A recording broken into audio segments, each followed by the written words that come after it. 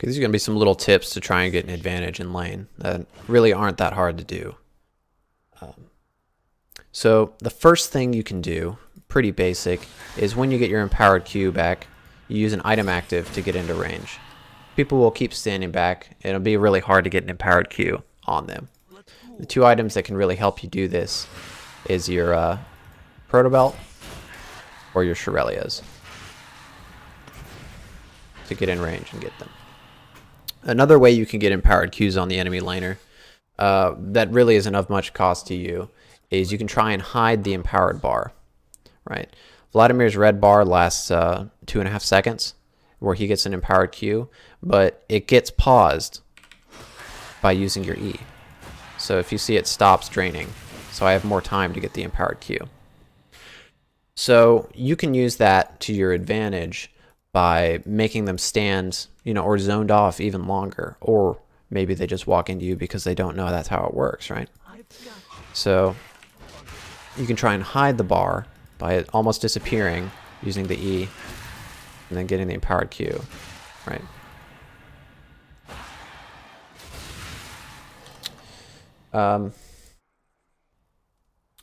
That's just a really easy thing that sometimes has a big payout. Other really useful trick is when you take some damage in lane, Vladimir gets outranged in a lot of matchups, and so you end up taking a lot of poke. You end up taking a lot of damage, and you want to heal it up because maybe you get really low and you want to stay because the minion wave is going to collide to your tower. And you really don't want to miss out on the wave and the gold. You can throw a ward over this wall and you actually reach these raptors with your Q. And your empowered Q doesn't have healing reduction on monsters, only on minions. So getting an empowered Q on these raptors, for instance, is equivalent to getting an empowered Q on the enemy champion in terms of healing. You can also do this same thing over at top lane with the Krugs. If you have to stay here and you're on this side, you get the Krugs, or top lane with the Gromp. Of course, it's not something you can always do because sometimes your jungler takes these camps. So, but when they're up there, you can always look to do this. Another thing is how to survive ganks or even turn ganks around. This is a very useful trick. Let's say the enemy mid laner is standing right here and the jungle just walks in through this bush. The jungler is say he's in the bush and he sees you right here, thinks you're gankable. He walks up, and so what you can do is you can actually walk diagonally this way, and then they'll both move in this direction. And whenever they stack up like this, you can ult both of them and run a tower. If they decide to dive you, you're going to get the healing pretty soon, and you can even use pool to try and buy some more time. Sometimes they'll even, you know, go through the dive and you can turn the gank. But in any situation, right, you'd want to get the empowered Q on both, or you want to get the ultimate on both of them because it'll increase the amount of healing you get, plus also deal damage to both of them. You can try and look for something, you know, while you run away.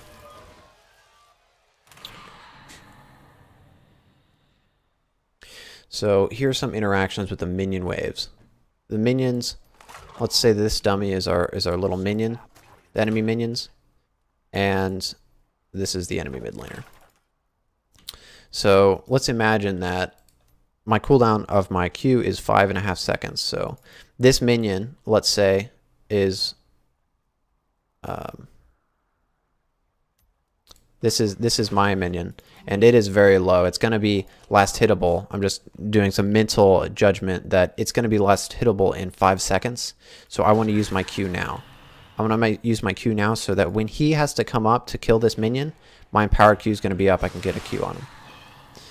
Of course, what this is going to do is over time he's going to realize, oh, well, if I keep doing this, okay, now this guy's last hittable in 5 seconds, using my Q to prep this empowered Q for when this guy needs to go up and walk last hit the minions. He's going to have to be like, I can't keep taking these empowered Qs. I'm going to have to give up the minions.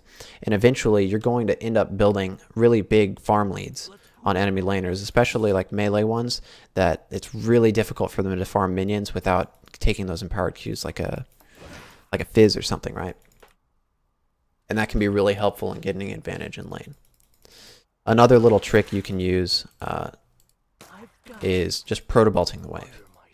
If you, for instance, want to just shove the lane and recall, you proto-belt the wave, go back. Something like that.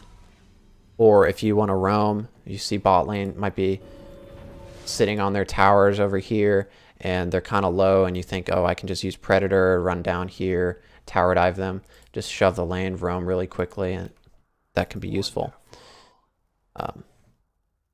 So proto-belting the wave should not be underestimated. It's very powerful. Another thing that can get you a little advantage in lane is using Predator just to get back to lane. Using Predator or even Ghost to get back to lane shaves off a lot of time that you'll be away from your lane, losing minions, losing minion experience, losing gold, and just doing this all the time. The enemy laner sometimes won't even see it because the Predator won't be on when you show up to lane, or the Ghost won't be on when you show up to lane. They don't know that you used it necessarily, but you'll just get back to lane faster, and you'll be losing less experience and gold for every back compared to the enemy mid laner that'll also get you an advantage. And that's pretty much everything. That's just a few simple tricks to get a lead in lane and win more games. Good luck, guys.